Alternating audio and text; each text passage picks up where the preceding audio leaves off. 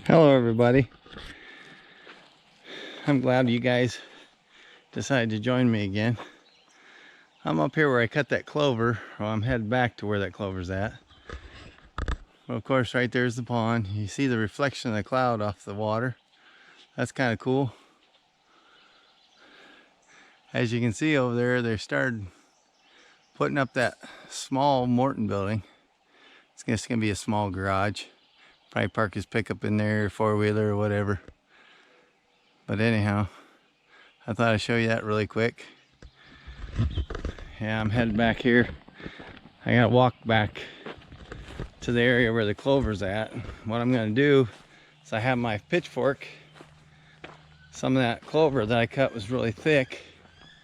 Big clumps of it. I'm gonna go back there and spread it around. Flip it over, make sure it's dry underneath. Which I'm sure I'm gonna find some that's actually still wet. We did have a rainstorm that popped up the other night. There's no rain in the forecast, and a couple nights ago we had a storm come through. And down at my house, my daughter's house, which she's right down the road from me, we'd gotten a little bit of hail.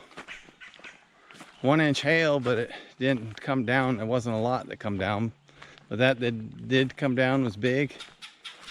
And we got some wind and some heavy rain.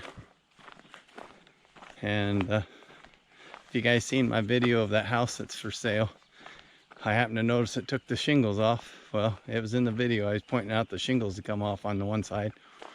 So I called the realtor and found out the actual realtor is the guy that owns it. It's his wife that's the realtor selling it. But I let her know that, left a message on her phone. I called it and had a voicemail, and I left a message telling her that the shingles were ripped loose. And she sent me a text message back thanking me for letting them know that. And I did end up checking. Went by there. There's some ducks down here on the pond or something taking off. But anyhow,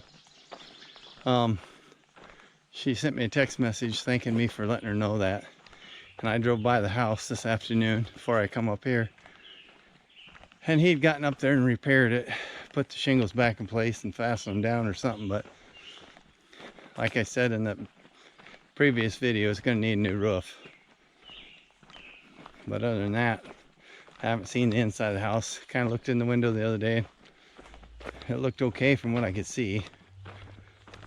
But anyhow, I'm headed back here. Gonna turn this clover over, and hopefully tomorrow be able to come over here with my tractor and rake and baler and get it raked, or put it in windrows and bale it. It's been so darn hot and muggy. It's currently 91. I'm way over here in my car. It's about 6:30 at night, and it's 91 degrees. Yesterday it was high at 92, I know. And the day before that was 98. So it's been hot and muggy. Well, I'm gonna get back here to this clover field and I'll check it out and see if it's all dry and ready to be baled. See you in a little bit. Hello everybody. I made it back here to this clover field that I mowed the other day. I flipped some of the piles that were like in clumps over. I'm gonna show you this. Right here it is. And see how green it is and wet? If I bale that, it'll just get moldy. So, this is the first time I ever actually mowed clover. This stuff's really thick and stemmy. See on the top side, where it did dry, it's dark, dried out. But this here is still wet. So I think what I'm gonna have to do is come over here. There's a slight chance of rain tonight. Here, I'm gonna turn some more over quick. See, this side's really dry. The underside, really green and wet. So, I think what I'm gonna have to do is bring my tractor and my rake over here and turn this, rake it where it turns it over.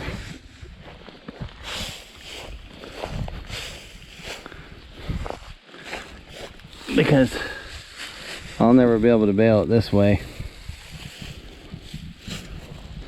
It's too green. Too green. I bale that'll just turn to mold. So I think that's what I'll do. Tomorrow I'll come over with my tractor and my rake, and I'll rake it, which it'll turn it over, and hopefully it gets dried out. Today's Thursday. If I come over here tomorrow and rake it, hopefully by Saturday it'll be dry enough that I'll be able to bale this stuff. I ain't gonna be able to do anything with it tomorrow, I know that, other than rake it, get it turned over. That's about all I can do. Like I said, I've done brome, I've done alfalfa, but I've never done clover. I've never baled it.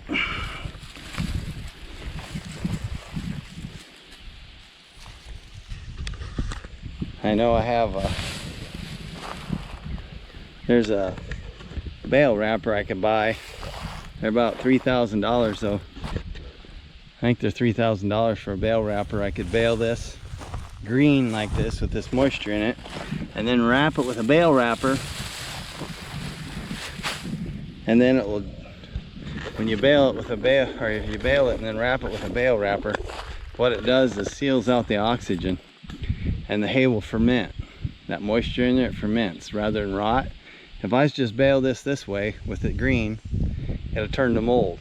But if you bale it green like this, where it's a little bit green and moisture in it, and then seal out the oxygen, it ferments and it'll turn into haylage. It'll be really good feed, and you can feed it that way. If you don't wrap it and seal out the oxygen, that'll turn to mold.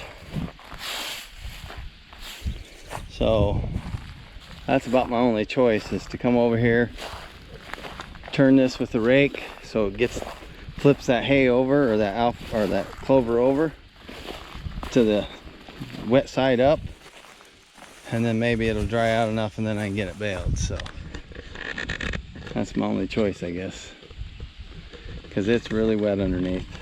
Hopefully we don't get no rain tonight. See, we got a rainstorm the other night, so that didn't help this out any anyhow. But yeah, I'm definitely gonna have to rake it.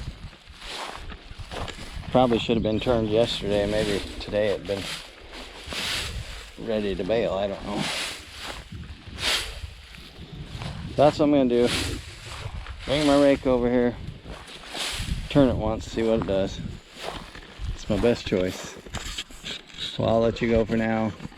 See y'all in the next one. Don't forget I love you. Bye.